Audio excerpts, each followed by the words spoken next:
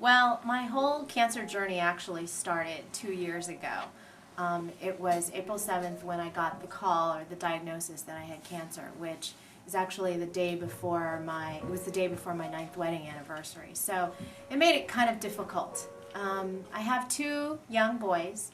At the time, they were 3.5 and 6, and they didn't know anything about cancer, what cancer was, what I was experiencing. It was difficult for me, so my husband actually was the one that spoke to them about the whole situation. I was very fortunate in that my cancer was caught early, so I had a lumpectomy. But because of my type of breast cancer, which is known as triple negative, which only 15% of breast cancers are triple negative, they tend to be found more in younger women, and it's a very aggressive form of breast cancer. My oncologist said that I needed to undergo chemotherapy and radiation. So I had surgery, and I had 6 rounds of chemo and radiation. And one of the things that, as a mom, that was really difficult for me was, I think like a lot of people, was losing the hair. You have chemo, and typically about 10 days after chemo is when your hair starts to fall out. So my hair started to fall out, so I elected to have it shaved. And I had my cranial prosthesis, otherwise known as a wig, on, and I came home and I said to the boys, "Are you ready to see me?"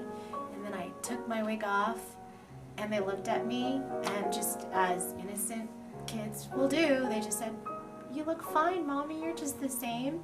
And that really kind of broke my heart as a mother, to know that my 2 little boys have to grow up so fast. I mean, here they're 3.5 and 6, and they have to know what cancer is. It's making Mommy's hair fall out, but they love me. They're my kids, and I think it was more traumatic, I think, for me than it was for my kids. And on my last session, my 6th session, after it was all over, we rushed. One of my other girlfriends came down, and she came to the treatment with me, and so we were sitting there, and we rushed. We drove all the way from Pasadena down to the beach because I said I wanted to see the sunset. And I thought it would be symbolic to see the sunset.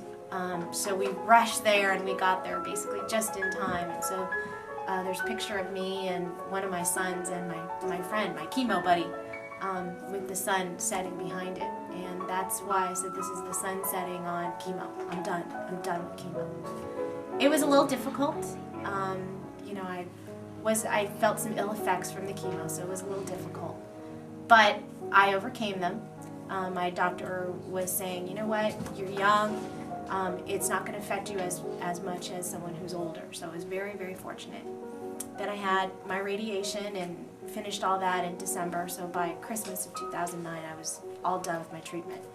And here everything started for me, finding that lump back at the end of March 29th. So it was a pretty difficult time. I had some really great friends who helped me through it all. I was very lucky. I think my kids saw me as being the same old mom. I still picked them up. I worked throughout the entire treatment, only taking off a day or 2 after each chemo treatment.